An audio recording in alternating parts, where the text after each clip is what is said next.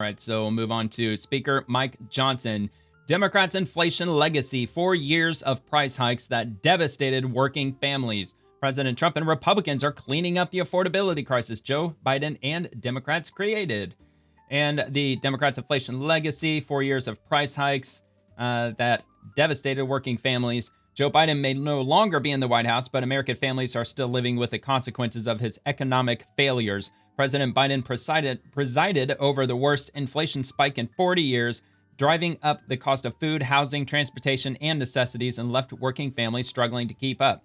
Today, President Trump and congressional Republicans are cleaning up the mess, cutting costs, raising wages, lowering interest rates, and rebuilding the strongest economy in the world. Biden's 40-year inflation crisis. Biden's tenure produced the most painful price shock since Jimmy Carter. Here are the facts. Let's see. Cumulative Biden-era inflation reached 20%, wiping out wage gains for millions of Americans. And these are all links. I won't link all of them in the description, but I will at least repost this article. And I have a link to my profile in the description below if you want to check that out. Or you could just go straight to Speaker Johnson on the X platform if you happen to be over there. And inflation peaked at 9.1% in June of 2022. When President Trump left office, inflation was just 1.4%. Families paid 20% more for basic necessities by the end of Biden's term. Biden's policies drove the Federal Reserve into the highest interest rates in 23 years. Workers lost more than $2,900 in real purchasing power. Now, I know that numbers tend to be all over the place. It depends on what source you're looking at, but the one that I've seen most consistently with regard to grocery prices was from the beginning of Biden's term to the end of Biden's term, grocery prices increased on average across the board about 30%. At least that's the number that I saw, which I tend to believe because, yeah, I could absolutely see myself spending 30% more than I did 5 years ago. No doubt about that. Working families, seniors, young parents, and first-time homebuyers all suffered under Biden's failed economic leadership. Democrats made the crisis worse. Democrats didn't just cause Biden's inflation, they compounded it. Their reckless government shutdown inflicted real economic pain and derailed early recovery efforts. And the consequences. So the Democrat shutdown cut 1 to 2% from GDP, according to the Congressional Budget Office. And the CBO also reports 7 to 14 billion in economic losses tied directly to the Democrat obstruction. Or the shutdown, right? Or no, yeah, during Biden's. During Biden, anyway, while Republicans pushed to reopen the government and revive the economy. Okay, no, yeah, they were talking about the shutdown. Democrats chose chaos and delay, deepening the affordability crisis American families were already digging out from. The Trump recovery is real and accelerating. In less than a year, President Trump and congressional Republicans have unleashed a powerful economic resurgence built on investment, job growth, higher wages, lower costs, and restored confidence. The results, real wages are already up nearly $700, on pace to rise $1,200 in Trump's first full year. America has attracted $9 trillion in new U.S. and foreign investment, but if you ask Trump, he'll tell you it's $17 trillion. President Trump, his deregulatory agenda is saving Americans $180 billion or $2,100 for a family of four.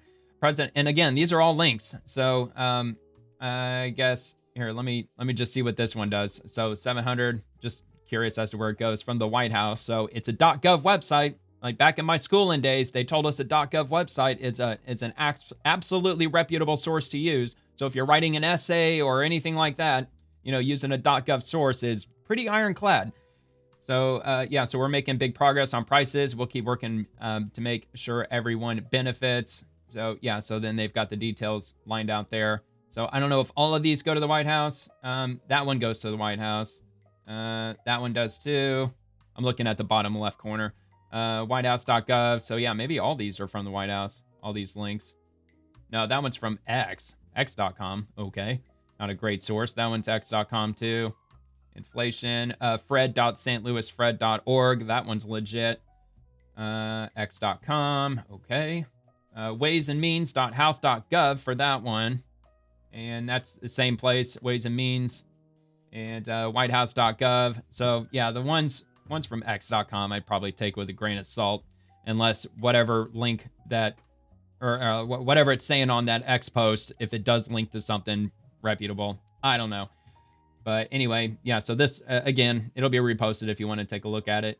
All right, so where are we at? So, let's see. President Trump's deregulatory. Okay, we got that. So President Trump and congressional Republicans also secured the largest tax cut in American history, taking effect on Americans' next tax returns. No tax on tips, no tax on overtime, new targeted tax relief for seniors, ensuring Social Security goes further. These provisions are projected to lift wages by as much as $11,600. The bottom line, Joe Biden and Democrats left behind 20% cumulative inflation, 40-year inflation highs, 23-year high interest rates, 2,900 in lost purchasing power, and nationwide affordability crisis. President Trump and congressional Republicans are delivering lower prices, higher wages, record take-home pay, historic tax cuts, lower interest rates, and a stronger, more stable, more affordable America. Congressional Republicans and President Trump are restoring prosperity and putting American families first again. There you go. Well, if these tax cuts, if they persist for any period of time, they've got to start downsizing the government and very quickly, because those tax cuts, they're eating into our national deficit. And that's obviously very bad. That's not good. All right, moving. Oh, yeah, here, let me repost it so I don't forget. There you go. Rep. Frank Pallone, Americans are already being crushed by the skyrocketing cost of living, and now the House GOP is passing legislation that will drive up monthly power bills even further by sending unlimited amounts of our natural gas abroad. Quite the reversal for the America First crowd to push a bill that puts Americans last. Well, what about, I don't know. Oh, wait, yeah, I forgot this is a video, but here, I'll come back to that. As far as the trillions of dollars in renewable energy that they took from taxpayers to build out. The promise of renewable energy driving down electric costs? Of course it's not. Of course not, but here, let's hear what he has to say. China is one of the top recipients of American LNG. And LNG companies, not only the president, but LNG companies are openly bragging about how they can sell to Chinese buyers. But this bill completely removes any review of whether exporting more of our LNG to China is in the public interest. Now, the chairman said that that's a presumption, that the public interest is met. But I would argue it's more than a presumption. There is no longer any review of the public interest. And when I talk about the public interest, I'm talking about price, I'm talking about national security, I'm talking about impact on the environment and the air and whatever people breathe. Now, look, he may actually have an argument with this. The liquid natural gas that we're exporting to China, is that a surplus? Are we operating in a surplus? So we're pumping so much liquid natural gas out of the ground that we just have above and beyond the abundance that would allow us to export to other countries. If that's the case, then fine, whatever. And how much are they taxing the liquid natural gas, or exactly how much are they charging China, and how much of that money is not going directly into the pockets of the companies that are providing the liquid natural gas? How much of the money is also going into the federal government in the form of taxes or what have you? But this bill completely removes any review of what's in the public interest before you export to China or anyone else. To me, it's the very reversal. You know, the president talks about America first, but this is putting America last. I mean, look, like I said, if there's not a surplus, then yeah, I agree with him. I don't think we should be exporting it to anybody if we still have a pretty high demand for liquid natural gas, especially if it's more expensive than ever, which it probably is. All right. Heading to the next topic, Senate Republicans. This year, Senate Democrats voted for the largest tax increase in history, engaged in unprecedented obstruction of President Trump's nominees, and kept the government closed for 43 days. They're only interested in fighting against the president, not working for Americans. And from the White House, make America great again. For the 2026 tax filing season, taxpayers are expected to take home an additional $91 billion in refunds and keep an additional $30 billion in their paychecks from reduced withholdings. The 2026 tax refunds projected to be the largest ever. And from J.D. Vance, today's jobs report shows that the Trump economic plan is working. 119,000 new jobs when economists thought we would only add 52,000. Wages are continuing to outpace inflation and manufacturing hours are increasing. We've got a lot more work to do, but these are great signs. I mean, look, with the trillions of dollars that have been pledged to be invested into the U.S., and I think a lot of those companies that pledged that, they're already breaking ground on manufacturing facilities, or they're reopening facilities that were once closed. We probably haven't even seen the real explosion in manufacturing yet. Just give it a couple of years, especially by, I would just say 2027. We're probably going to see this massive boost in manufacturing job availability. So let's Big see what he news has to this say morning here. is new jobs numbers blew away expectations. Huge. From the September numbers, so these were delayed because of the government shutdown, more than double, 119,000 new jobs. And then also there's some interesting stuff in the wages numbers there as well that shows Like wages 3%? on the rise. Your thoughts on the jobs 3.1? numbers? Okay, so a huge jobs report, and I assume the market is going crazy right now, probably just opened, because what this shows is that the Trump economic policies are actually working. I don't know. We'll And have a you've look got at that. 119,000 new jobs. Economists thought that we would have about 50,000 new jobs, but that's actually just the headline number. If you look below the surface, I think the numbers are actually better. So number one, wages continue to way outpace inflation. If you go back to the 3 years of the Biden administration, the average American worker actually lost about $3,000 of take-home pay. In the first 10 months of the Trump economy, we've increased take-home pay by about $1,200, adjusting for inflation. So that's a huge, huge thing, and this jobs report confirms that. You have the number of manufacturing hours worked in the economy is actually going up. You see the private sector is really driving this economic growth and is driving the job creation. And this is really important, I know, to you, Matt, but really to me, and it's that we are seeing the job growth go to native-born American citizens. And what happened under the Biden administration is, to the extent there was any job growth at all, if you looked at the data, almost all of the net job creation in the United States under the Biden administration went to the foreign-born. Now, of course, some of those people are illegal immigrants to the United States, but that means that a lot of the job creation was actually going to illegal aliens who shouldn't have been in our country. The best thing that you can say about the Trump economy visas is too. that American jobs are going to American Or workers H-1B for a visas. change, and that's the thing that I'm proudest about with these numbers. Yeah, I misspoke on that. So he mentioned the stock market or Wall Street must be performing very well today based on the jobs numbers. So we'll take a quick look at that. And I'm just going to go to the Dow Jones Index. Actually, no, it fell. It fell 386 points, less than 1%. So, like 10 years ago, that would have been a shocking number. But these days, with the Dow Jones being over 40, over the last couple of weeks, it was over 47,000. Yeah, look at that. It peaked at 48,000 on November the 12th. So it's heading down gradually. Looks like fell 2% over the past month. The S&P 500 fell 1.5% today, 2.15% NASDAQ composite, and about 1.8% in the Russell 2000, the NYSE composite 1.2%. So actually it didn't actually go that way, JD Vance. I'm not really sure. I know that cryptocurrency doesn't have a huge effect on Wall Street, but in the cryptocurrency front, Bitcoin has fallen down quite a bit over this week, especially today. It fell quite a bit today. The same with Ethereum, and that's having its own effect. Possibly, maybe not with regard to the stock market, or maybe there's something else going on out there geopolitically that I'm not aware of, or maybe that JD Vance didn't hear about it first. But this was just 10 hours ago, so like this is reflecting today's performance, or going back to the single day. So. Yeah, I mean, the jobs report didn't really do much.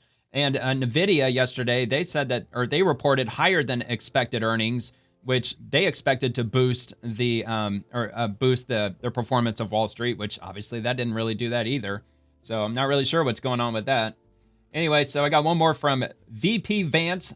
He praises the Trump administration for bringing jobs back to America. So it's actually might be, I mean, technically they're different accounts, aren't they? Yeah, at VP and then at JD Vance. So this might actually be the same 142, 144. It's going to be the same piece of that conversation, I imagine. So let's move on to House Democrats. Americans are working harder than ever and still struggling to make ends meet. Yeah, I wonder why. Food is expensive. Yeah, because of Biden. Healthcare is expensive and only going to get worse because of Republican policies. No, it's actually Obamacare. Republicans don't care about relief for working families, only for billionaires. And surprisingly, that didn't get ratioed. But it's the House Democrats' official profile. I mean, how many people follow them? 1.2 million, and they can only muster 100 likes. That's kind of pathetic. All right, but anyway, so Senate Republicans, I'm sure their numbers are roughly, 1.6 million, and they only got 290 likes, so they're not doing much better either. Americans making under $50,000 will see the largest tax break from the Working Families Tax Cut, a bill Democrats opposed. Senate Republicans are focused on making life more affordable for working Americans. And this is from Homeland Security. Rent is too high. There are tens of millions of criminal illegals in our country. Yeah, because they got to live somewhere now, don't they? Of course they got to live somewhere. They're not going out and getting mortgages like crazy. Not to say none of them are. Maybe there's some in sanctuary states that may have gotten mortgages, which, I mean, if I were an illegal immigrant, I would find that to be, financially ridiculous. But they also go on to say groceries cost too much. There are tens of millions of criminal illegals in our country.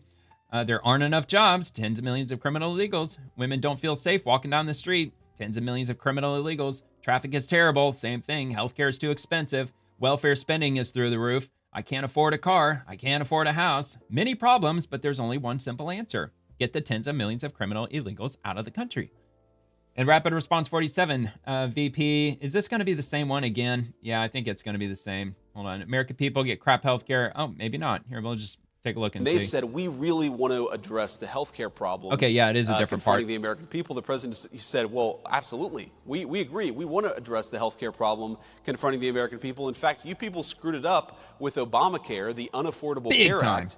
And now you're coming to us saying, let's fix it. Great.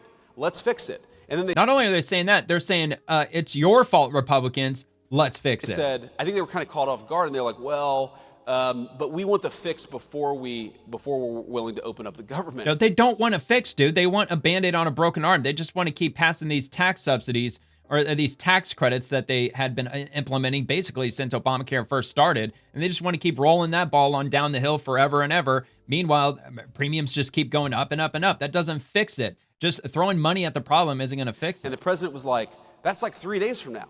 You want us to fix American health care in the next 3 days, and unless you do it, you're going to shut down the government? How about we open up the government and then work shut it down anyway to fix American health care? And of course, we know the history. They rejected it. They shut down the government. But I don't want to get ahead of the president, Matt, because we had a very, very good meeting in the Oval Office yesterday. I think that we have a great health care plan coming together. I think that it's going to get Republican and Democrat support. And the least they can do is give us a preliminary plan. They should just come out with whatever it is that they're brainstorming. Just get it out there, because not only Democrats, but a lot of everyday Americans that follow politics, they're curious to know that. Like, what is it that Republicans have been working on? Because they've had to have been working on their solution to the healthcare crisis for over a decade at this point, because they pushed back so strongly against Obamacare when it was passed that not a single Republican voted for it. So what was their counter proposal? What was their plan if Obamacare wasn't to go through? Well, honestly, probably just the status quo. Don't let the government get involved in our healthcare system, which is actually a perfect plan. And that's probably realistically what they were running on.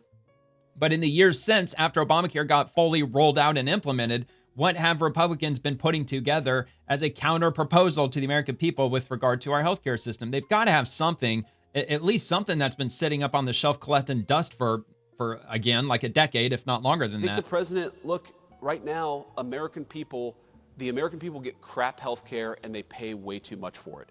You have people who are paying thousands of dollars a month in premiums for a family of 4, a family of 5, and the access to health care is really low. This system is broken. Not to mention the Democrats the broken, insane but who cares? deductibles you got to pay, too. We're going to work together if they're willing to fix it. And the interesting thing, Matt, is, people say, and this is one of the things I love about the president, people come to the president and say, no, don't talk about health care. That's a graveyard for Republicans. Republicans always lose on health care. And the president's like, I don't care about the politics of it. This system because Republicans, they don't want healthcare to get fucked with by the American or the federal government. So let's go and do it. Politics be damned. I love that. That's leadership, and that's exactly what we should want coming from the White House. All right, we'll see what they propose in the coming days or coming. If you enjoyed the video, please like and subscribe to the channel. Check out The Swamp, Monday through Friday at 11 p.m. Eastern, with segments dropping on the daily. Thank you for watching, and have a nice day.